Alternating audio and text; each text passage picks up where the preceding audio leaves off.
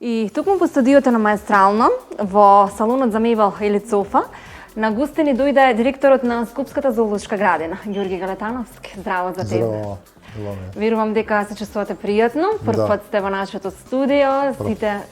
Сите оние кои што ги сакаат животните, сакаат да дознаат и за новитетите кога е зоолошката во прашање. Измина тешка година од пандемиската COVID-19 2020, па еве за жал и почетокот на оваа година се уште има такви, би рекла, падови. Како тоа се одрази врз работењето на Скопската зоолошка градина, впрочем и врз сите зоолошки во и другите метрополи?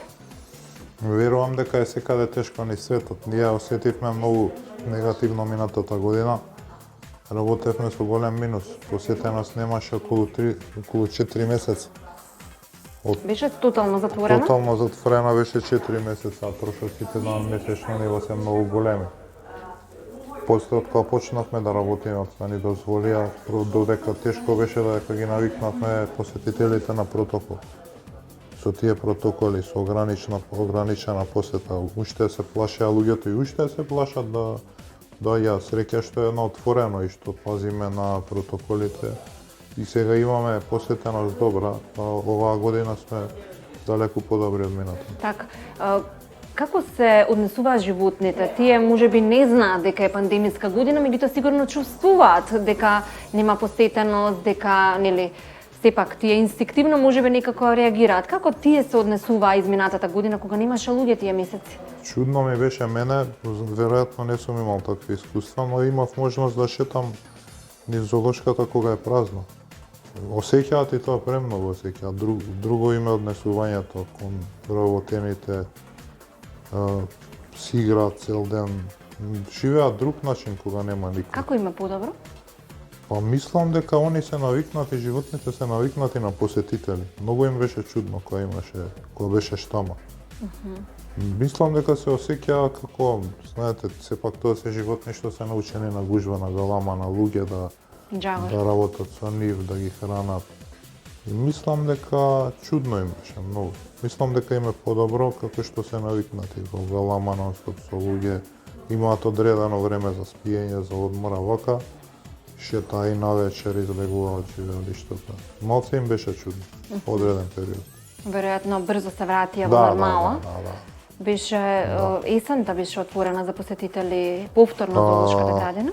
Не, зоолошката се затвори во март. Не работеше до јули. Јули отвори, така. Јули. Кажете ми околу новитетите, што е она кое што треба да го очекуваме кога е Динопаркот во прашање? Тој е прв таков тип парк на Балканот. Да, Динопаркот е голема атракција и големо исчекување посебно кај најмладите. Јас дури се чудам како може да е толку атрактивен. Речи си секој дете едва чека да се отвори Динопаркот. Многу заинтересираност има од странство. Навистина го направивме прекрасен и со усовршувањето. Се малце се одложи отварањето со транспортот од странство, од каде што ги набавувавме реквизитите. Се надевам дека до април би го отвориле. Тоа е следниот месец. Да, би го отвориле, за посета ќе работи ноќе до 11 часот. Од колку ќе биде отворен? Од сабајле од 10 до 13. Од 10 часот до 11 навечер. Убави се, добри ефекти има, диносаурусите движат, светат. Баш изгледаат она како вистински. Верувам дека ќе биде атракција. Да, сега се работи на партерното уредување и ќе биде атракција.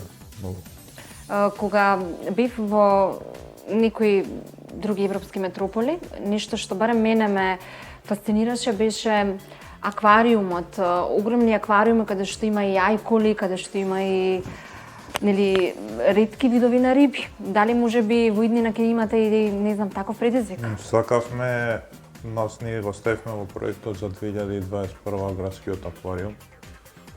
Поради пандемијата мораше да се скратат, градот Скопје мораше да скрати многу трошкови.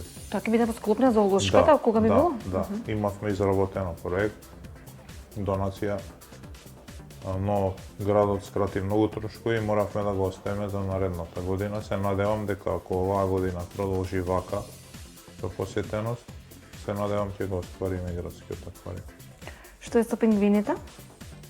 Пингвините се вистинска атракција. Првите што стигнаа од Италија се супер, се прилагодија. Живеат во затвореното живеалиште и тоа е ново, исто се спрема сега се довршува отвореното и вистински е многу убаво и тоа со огромен базен, со филтри, според сите светски стандарди се очекуваат, мислам дека од Русија второто семејство да стигне и ќе биде отворено и надворешното комплетно. Кога би можеле тоа да го очекуваме? Следниот месец. Се ќе биде април, ќе биде месец на зоолошката градина. Одлично. А кога е роденденот на зоолошката градина? Имате ли таков ден? Роденденот е некаде крај на август, почеток на септември, не памтам кога тачно. Така. Кажете ми за фламингата, не поразговаравме. Фламингата ги прифатија сите, буквално сите деца, им се вистинска атракција, живеалиштето им е многу добро. И тоа го направија баш по сите светски стандарди, партерно уредено е многу убаво, со зеленено и вистинска атракција се, они се прилагодија супер на нашите климатски услови, по околу 15 се и уживаат. Имате ли правено анкета? Кои од животните се најпосетени? За сега фламингата, но мислам дека пингвините ќе бидат попосетени, кога ќе се отвори живеалиште. Мислам дека јас да. И јас мислам и динопаркот. Динопаркот не го ставам во конкуренција, бидејќи тоа ќе биде друга атракција со посебен влез, не се во исто со зоолошката во исто. Така, ова е метропола, притежно нели тука живеат градски луѓе, деца, кои што не ги знаат домашните животни, а се радуваат и на нели овие екзотичниве животни. Ги знаат и тоа и јас сум мислел исто како вас. Ги знаат и премногу, имаме ние прекрасен дел за домашни животни, кај што работат обучени луѓе, децата навистина ги сакаат домашните животни и сакаат да учат за нив. Посебно е атрактивен бејби зото, бејби зоолошката е атрактивна, многу посетители има таа. Таму можат дечињата да интерактивно се дружат со оние питоми животни, што се и многу учат таму за нивниот развој и за нивниот свет. Така, да не бидат нели малку по-различни од оние кои што живеат на село и кои што секојдневно може да ги гледаат. Да. Тоа е за жал хендикепот на оние кои што живеат во град. Меѓутоа ете за среќа имаме Скопската зоолошка која што ги има и тие питоми, односно домашни животни.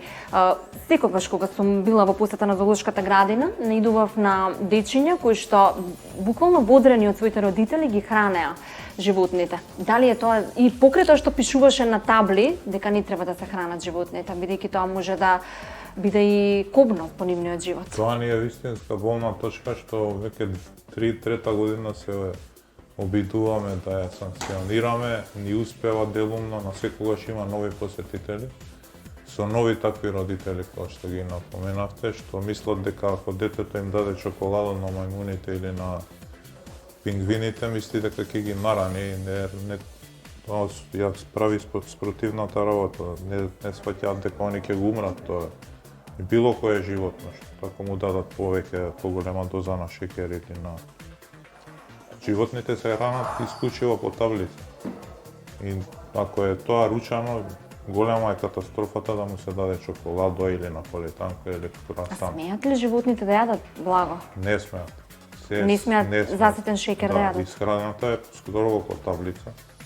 Според европските зоолошки имаме биолози што ги одредуваат таблицата. Секој животни има различен начин. Кујна, жени што им спремаат вработени. И одредено време на хранење. Ние за време на пандемијата како нели човечки род удревме малку повеќе на јадење. Дали нели животните, кажавте дека веќе го осетиле оној недостиг на посетеност кога е нели публиката во прашање, дали тие знаеа да пазат или кога ќе им даде? Не, секогаш имаме ние вработените, секогаш немава тоа.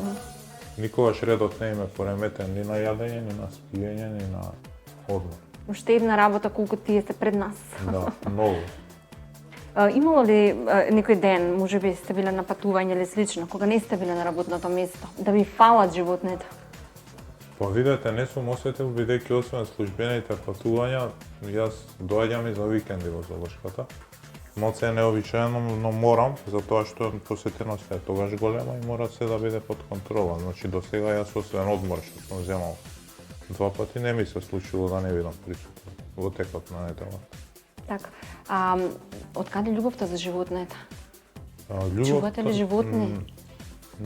Дома? Чувам, да, чувам куче. Меѓутоа, повеќе желбата ми се вроди од кога ме назначија за менаџер на таа институција. Видов дека освен менаџерските способности, треба стварно да ги сакаш животни. Не може било кој да застане на чело на таа институција. Да, може би таа желба што сум ја немал, за брзо време се го вребам. Чудна магија е тоа. Верувам дека е така.